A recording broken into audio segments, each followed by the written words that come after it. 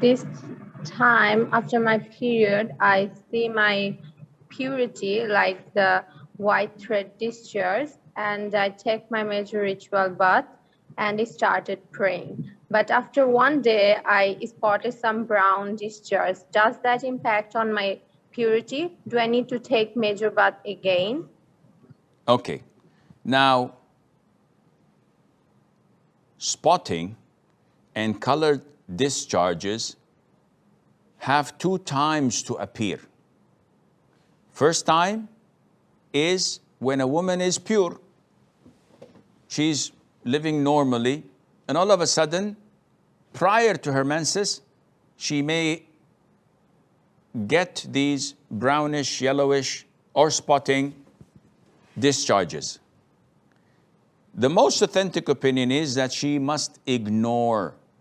If she's pure and she gets these discharges before her menses, she must ignore them until the flow of the blood is established. Because hayd, menstruation, in Arabic, linguistically means to flow. And they say haad al-wadi, when the valley is flowing. So some women get these brownish discharges accompanied by cramps, back pain.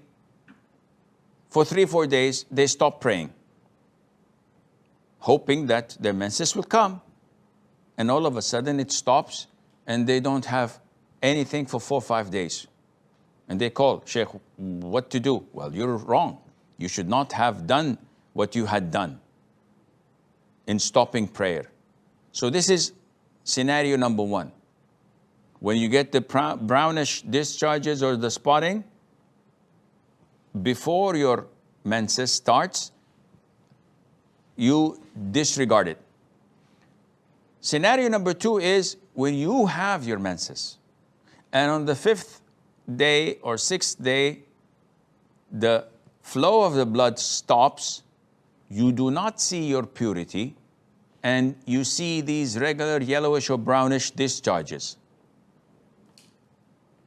Mother Aisha, the women at her time used to send her their pads, asking her, is this white discharge, is this sufficient for us to make ghusl? And she says, do not hasten until you see your purity, which means that brownish and yellowish discharges connected to menses at the end is part of the menses. So these are the 2 scenarios in regards of your brownish or colored discharges. Now the question is, if